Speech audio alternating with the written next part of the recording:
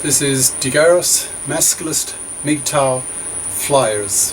That is 2 3-page essays on the themes of masculism and MGTOW.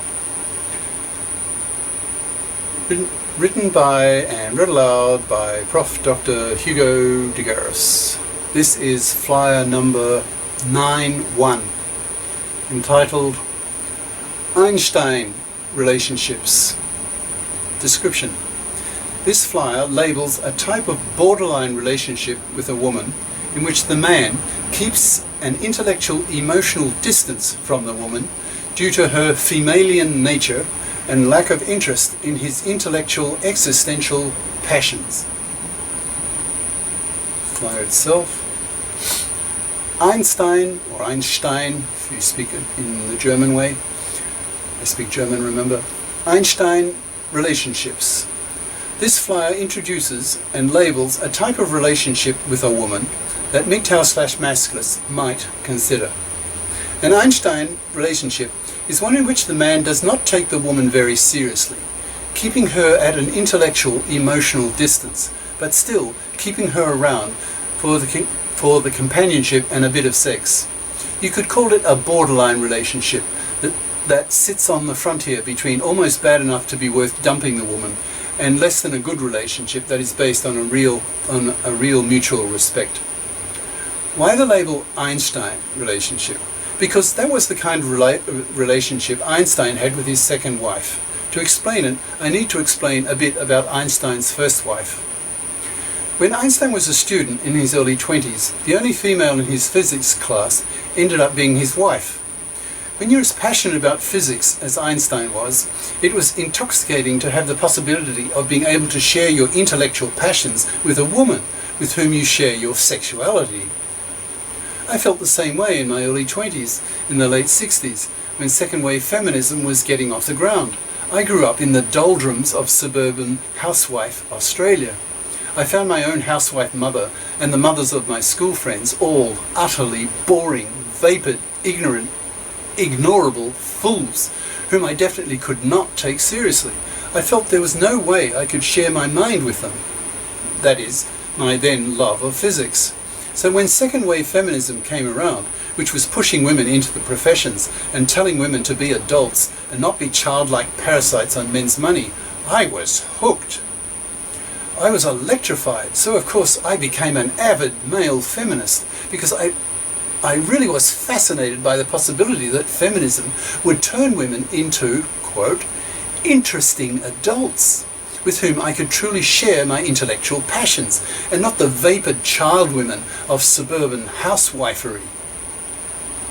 I remember talking to my mother a bit about my passion for physics and trying to explain to her some of the core ideas of the subject, relativity, quantum mechanics, particle physics, etc. She showed no interest at all. She wasn't the least bit interested because it was totally outside her life experience and had nothing to do with people. So she seemed bored and indifferent to my intellectual passions. At the end of my first undergrad year, I met a med student woman who topped her class in physics. So I, like Einstein, was excited intellectually by this woman, with whom maybe I might be able to share my physics passions. She liked the attention and interest I gave her, but her interest in physics was just because she was smart, and not because she had a real curiosity in the subject. Her second year med was dominated by anatomy and biochemistry, and she did equally well in those fields, again because of her intelligence. She didn't have a driving curiosity in these fields, however. The passion for these fields was lacking. Half a century later, I have come full circle in my attitudes towards the level of intellectual passion possessed by women. I'm an intellectual misogynist. I look down on women's minds, which I see and know are inferior to men's. During that half century, I learned from science that the scientific genii are males. Men have won 99% of the Science Nobel Prizes, all the major math prizes. Men have a 10% higher IQ variance than women, so the morons and the genii are males.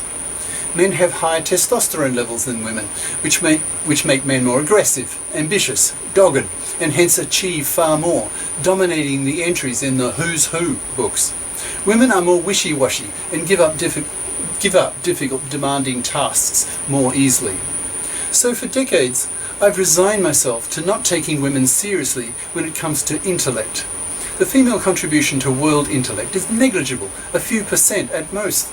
Men have made nearly all the discoveries and invented all the theories. I see women having rather childlike minds with very narrow, home-oriented horizons, who lack curiosity and are far more focused on getting a man to pay for them to have babies so that they can fulfill their primary biological function of raising the next generation. Women evolved for that and have the interest or lack of them that suit them for that task. So in the age of the contraceptive pill, with women having 0, 1 or 2 kids, how to have relationships with women. Our historical era is in a state of flux, as the old gender role assumptions are no longer valid, and the new ones have not yet settled, ? Lots of men are fed up with the inferiorities of females and choose only to fuck them and ignore their other traits, many of which are very negative, for example, women's financial parasitism, hypergamy, nagging, etc. In my own case, I still live with a woman, and do so for a bit of company. I would rather have a bit of company than live totally alone. That's what I thought then. Now I'm not so sure. I lived alone, except for weekend visits with one of a string of serial girlfriends I had when I was living 5 years in the US as a professor. I wasn't very happy, due partly to the fact that I was living in a small town with Mormons whose childlike gullibility regarding their religious beliefs utterly alienated me. In my current relationship, I keep my intellectual interests, PhD level pure math, physics, and philosophy, to myself. I'm resigned that I can't share these interests with the woman I live with, so I don't take her seriously that way. She cooks my meals, well, that stopped a year ago nearly, and I wash the dishes. We go for nightly walks and share an affection for our little dog. Don't go for walks anymore. This relationship is, well, I'm just basically waiting for my green card, so I need her for the moment. It's very much like the type of relationship that Einstein had with his second wife. His first wife got on his nerves after a few years. She failed her final exams twice, so she was nowhere near in his intellectual league. So he distanced himself from her gradually over the years. When he started getting involved with his second wife, with whom he was related, he did not expect her to be intellectual at all.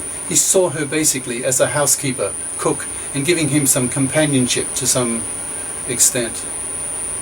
His primary focus was his passion for physics and math, which he did not even try to share with her, so he kept his intellectual interests and preoccupations to himself. That's what I do, and I think so too do many MGTOW masculists. That is, these men feel that they cannot share their passions with women, because women are just not interested in these passions, whatever they are. Women are femalians. They are a different species, so to speak, evolved for different purposes in life. Half jokingly, you could say that men evolved to manipulate the world, and women evolved to manipulate men. Men are curious about the world and how it works. Women are curious about men and how to get them to pay for women to have babies, which is their absolute top priority that evolution has highly selected them for.